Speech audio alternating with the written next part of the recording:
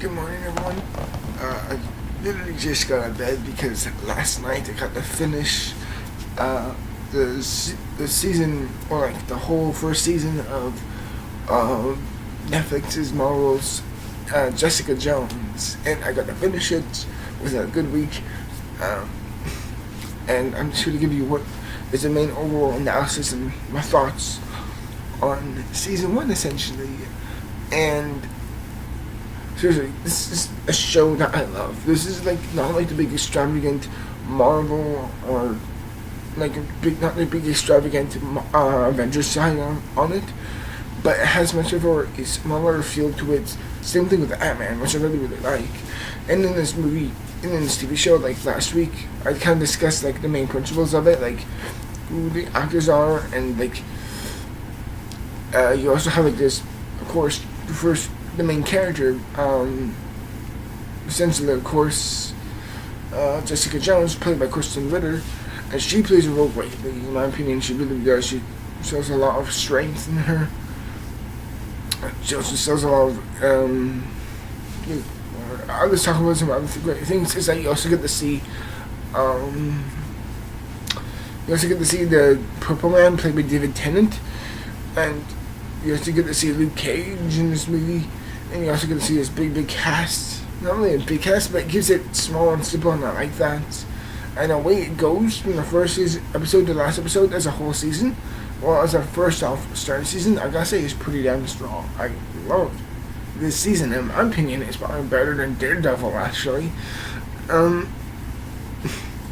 What I really liked about this is that it was the tone and the storytelling. It wasn't too over the top, or for it to be like very out there and extravagant like the Avengers or Age of Ultron, where it was much more like the gun was taken to the world. It's like, no, this one, it concentrates on this lower case level of a thief and more of a gangster type of character, essentially Purple Face, played by David Tennant, respectively. And I just really love how every character shows their portrayals. I love the character of Jessica Jones. I kind of don't view her as a hero. In this, I kind of view her as an anti-hero because she has somewhat of the chivalry and the courage and the braveness of Captain America in her, but she also has this real innate feeling to her, but also and yet also this type of vulnerability, because she was essentially there's no way of sugarcoating it, to be honest. She was raped. She was literally raped by Purple Face because she was under his own command. It's not like she had any will or her own little word within it. It's like, no, this was literally done to her, and she had no choice. She was under control. She was under influence. She couldn't do anything about it, and it shows that portrayal of the victim and that vulnerability and that what they can learn from. Granted, it's a terrible thing, but it shows the strengths of what's coming through that. It's a terrible thing, of course, but she finds that one little positive thing about it. She uses her small, meek posture and her look to her own advantage, and it's kind of like misguided. Someone is like, okay, she's a little weak or something like that. I could break her. It's like, no, don't. She could really screw you up. She's really powerful. But I just really love her portrayal on this TV show. It's really great. There's, like I said before, there's this innate strength and weakness with her that makes her real, very, very real to me. And I really love that portrayal of her. And if there's elements of me, really enough, in Jessica. Weirdly enough to say. To be honest, it's weird, but and is that there's this. I wouldn't really say it's antisocial, but there's an innate quietness and self-containment, and for a better word, it's hard to say, but insecurity to her that I can relate to. She's a very quiet person. When you see, like, from the first episode to like the fourth or sixth, episode, she's very much just quiet, calm, to herself character, and I can really relate to that because I'm not that.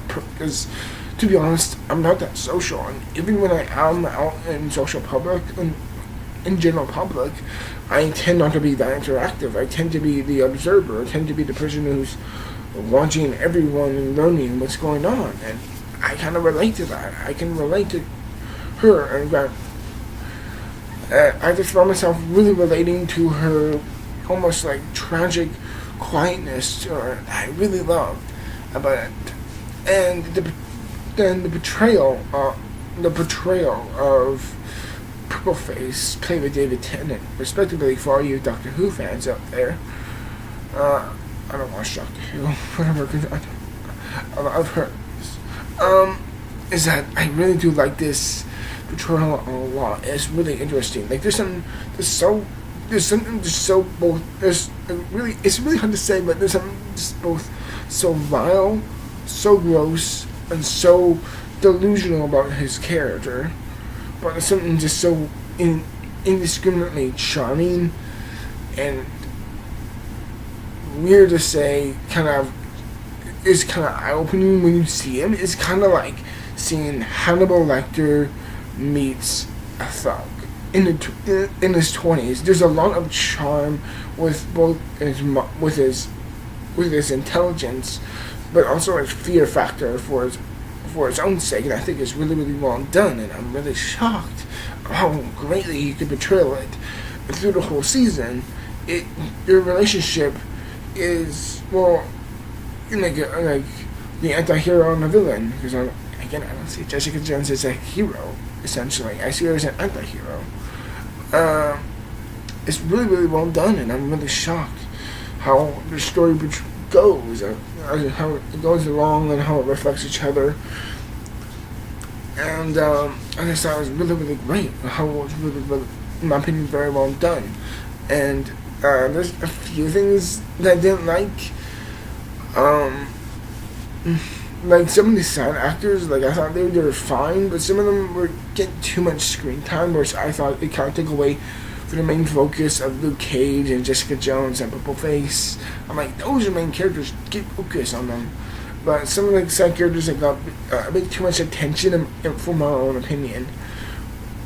And for some people, the season finale may not seem that big of a finale, or there wasn't as much at stake, which I can kind of see, but still kind of but I still have kind of from the perspective as like, hey, this is still the first season. We don't know where it's going from here, and we just know of whatever's going on.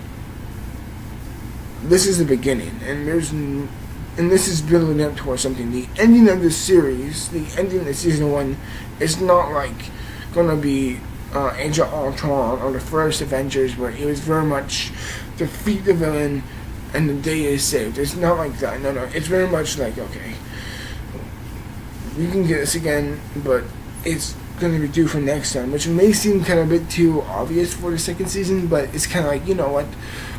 We know there's going to be a second season. We know during that time of the second season, when it happens, whatever's going to happen, the stakes are much higher, and there's much more to lose at that point. And there are some really great moments within this TV show. And granted, I have some complaints here and there, like some of the side characters get too much attention, in my opinion. But as a whole, I am very shocked and I am very amazed with Jessica Jones, and she's quickly becoming one of my favorite Marvel characters right now. She really, really is, and I just love the performance, I love the portrayal, and I love the show, and I love the writing.